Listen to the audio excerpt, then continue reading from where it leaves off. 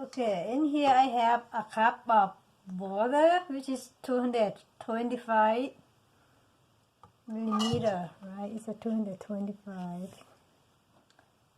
Yes, 1 cup is 225 millimeter with a half pack of dry yeast and a teaspoon of sugar. If you want sweeter, then you can put a tablespoon. Now the yeast is proof. I let it proof for 15 minutes. I'm gonna put a quarter teaspoon. In here I have 2 cups of flours, and then I put in on the scale to see how much, and it's like almost 300 grams. It's up to which brand you use. So I'm gonna put a quarter teaspoon of baking powder, and then a quarter teaspoon of baking soda, and then let's say 2 cups maybe.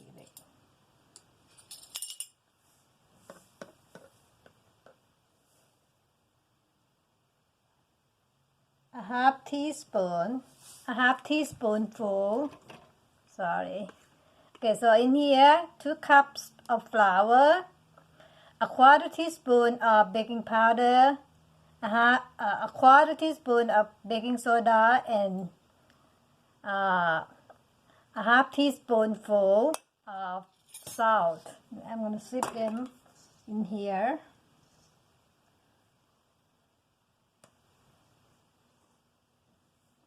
Oh, and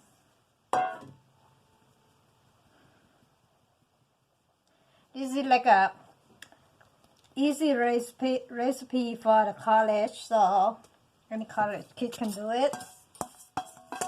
And then I'm gonna put a tablespoon. I forgot, I should make it. This one is a half teaspoon. So this is a tablespoon of oil, and that's it. And don't knead it. You don't want to knead. You want to stir them. Mix them together. No kneading. We don't want. We are not making the bread. We want it to be airy and fluffy, crispy on the outside.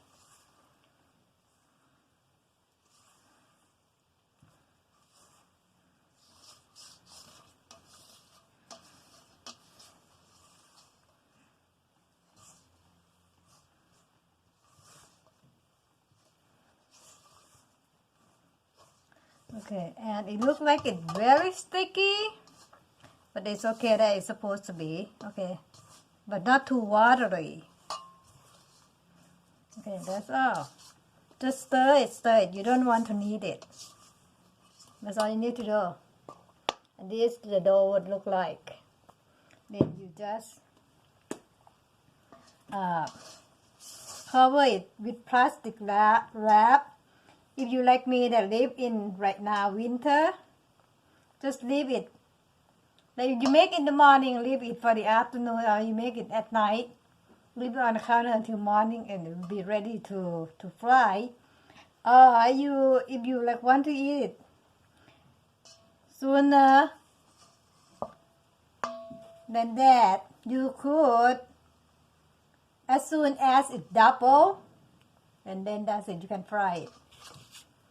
So you're gonna cover that with plastic wrap, and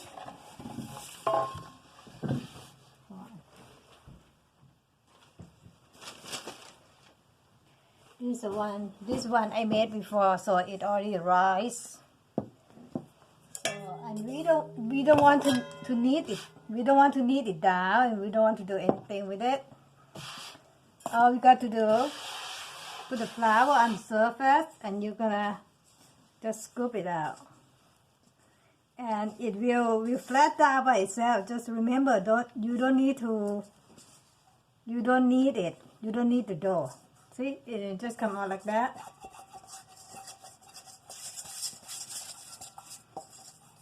That's it. Then you put flour on top, and then you cover it up with the. Oh, let me get some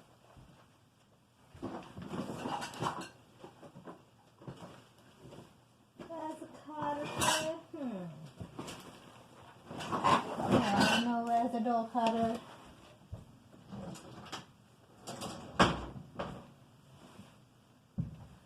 Okay.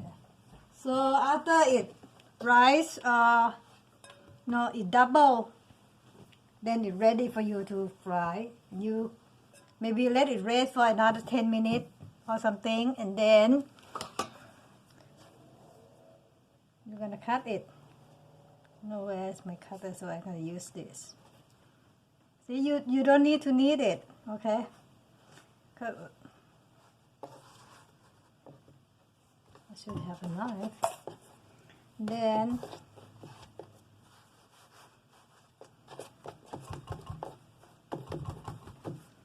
see, you don't need it. You're just gonna stretch it to the side that you want your Chinese donut to be, and then you just cut it. Okay, and then you will put the.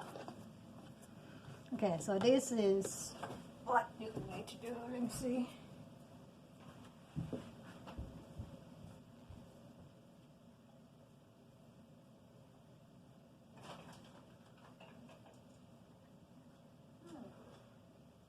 What happened to my dough cutter?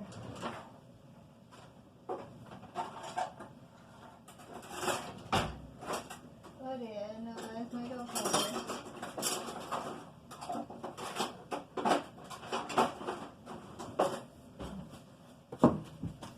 Can't find a knife, so. But anyway, so this is how you do it. That's all you got to do. Just stretch it about a 1/4 inch thickness, okay? And then you're gonna cut it into pieces on the side that you want. Want it longer or smaller, whatever side.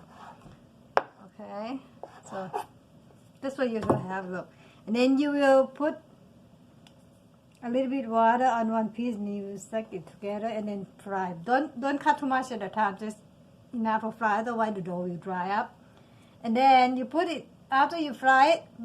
As soon as you put it in the oil, you want to flip it right away when it get in the pan.